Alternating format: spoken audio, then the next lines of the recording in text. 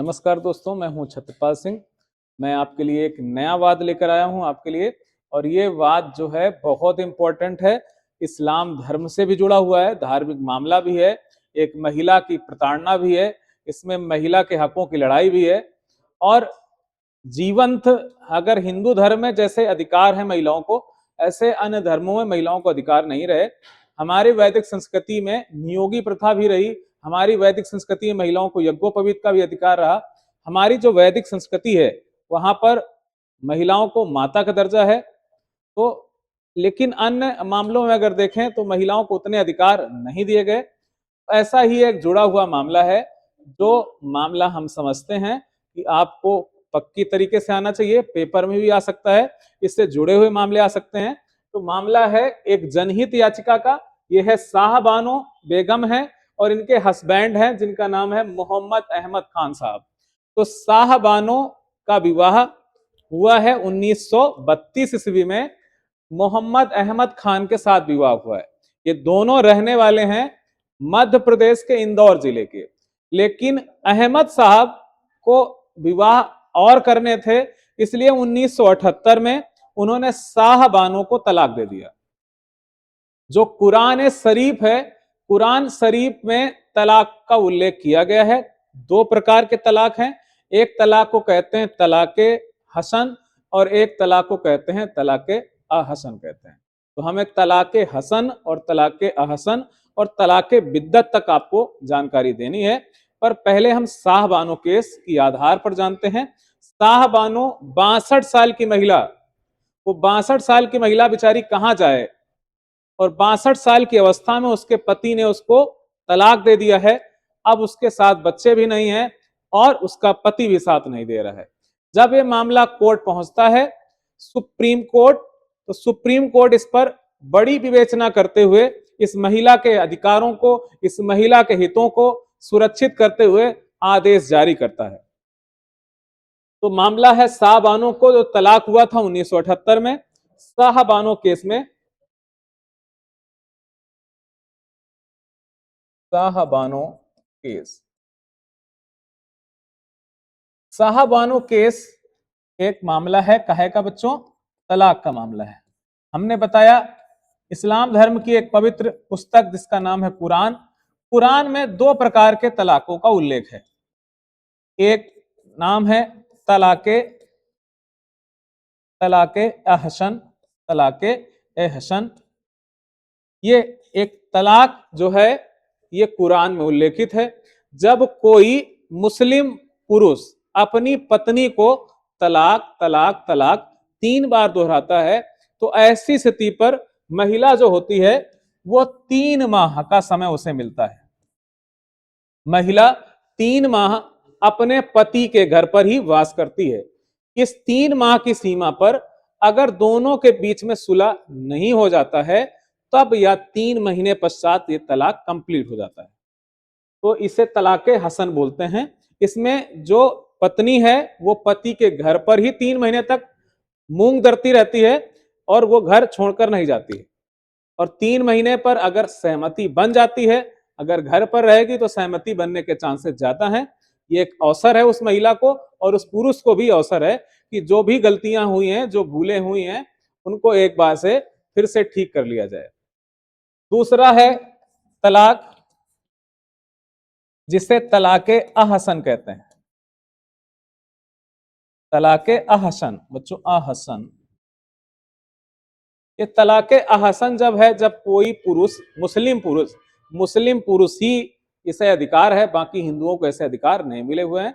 तो तलाके अहसन में जब पुरुष तलाक तलाक तलाक 3 बार करता है, तो महिला को मायके भेज दिया जाता है। इस तलाके अहसन में जब मायके भेजा जाएगा, तो महिला को 30वें दिन काजी साहब के सामने अपने पति के साथ प्रस्तुत होना होगा और दोनों को समझाने का प्रयास किया जाएगा। पर दोनों अगर नहीं मानते हैं तो अपने अपने घर वापस जाएंगे। 3 महीने पश्चात 60वें दिन फिर बुलाया जाएगा, फिर 3 महीने बाद 90वें दिन बुलाया जाएगा। यही समझाने का प्रयास किया जाता है। फिर भी अगर नहीं मानते हैं तो तलाक का प्रोसेस कंप्लीट माना जाता है। तीसरा एक तलाक है जिसका संविधान में तो नहीं बल्कि कुरान में भी उल्लेख नहीं है। यहां तक कि पाकिस्तान इतना कट्टर देश होने के बावजूद भी वहां पर तलाके बिद्दत जायज नहीं है।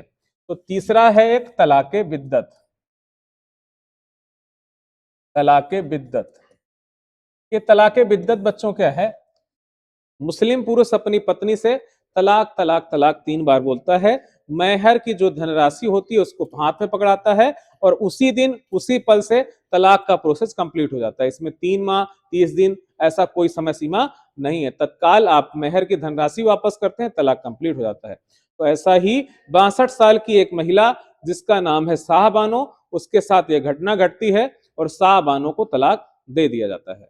तो शाहबानो 62 साल की महिला वो जनहित याचिका के माध्यम से कोर्ट पहुंचती है। वहां पर सुप्रीम कोर्ट ने महिला के हितों को देखते हुए, महिला को संरक्षित करते हुए, सिविल कोर्ट को आधार मानते हुए, अनुच्छेद 44 को आधार मानते हुए कोर्ट ने डिसीजन दिया कि जैसे हिंदू कोर्ट बिल में हिंदू, बौद्ध, जैन, सिख ये जब अपनी धर्म पत्नियों को जब भी अलगाव करते हैं या अलग होते हैं तो उनको गुजारा भत्ता देना होता है।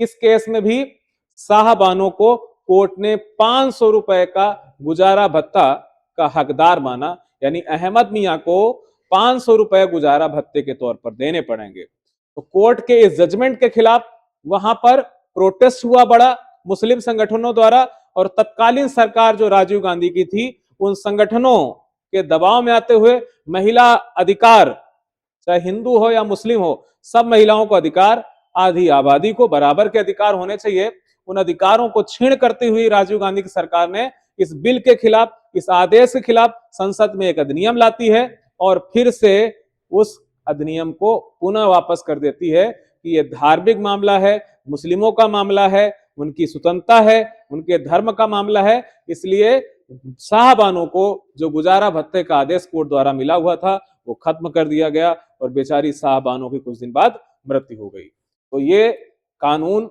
उस समय की बात है जब प्रधानमंत्री राजीव गांधी प्रेशर पॉलिटिक्स में आ गए थे।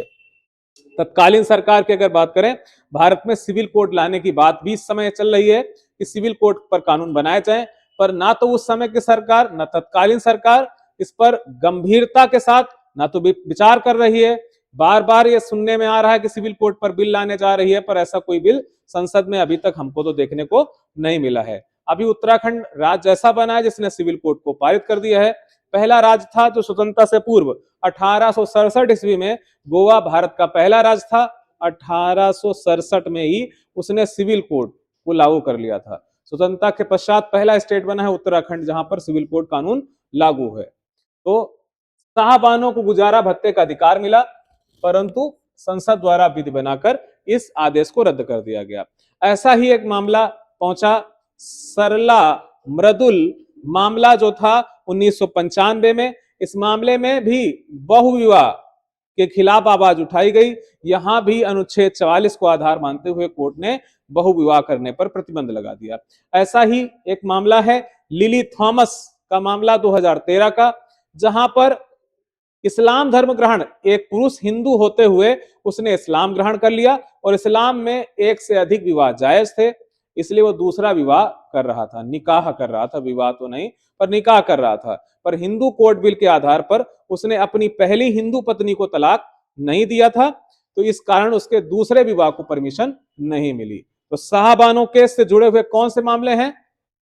तो शाहबानो केस से जुड़ा हुआ मामला है सरला मृदुल का मामला 1995 का।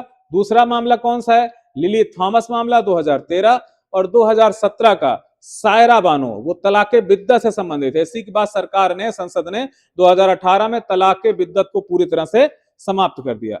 तो अगले वीडियो में हम फिर से मिलते हैं एक नए बात के साथ। तो इस शाहबानो केस जो था इसमें महिला के हितों की रक्षा करी गई, लेकिन उस समय तत्कालीन सरकार ने उन आदेशों को बदल दिया। अगर वीडियो अच्छा लग रहा है तो आप चैनल को सब्सक्राइब करें और अपने दोस्तों तक पहुंचाएं इसको, और दोस्तों को भी चैनल सब्सक्राइब करने के लिए बोलें और उनको वीडियो दिखाएं, इससे उनको भी नॉलेज बढ़े और हमारा भी उत्साहवर्धन होता रहे। आपका एक एक लाइक हमें ऊर्जा प्रदान करेगा।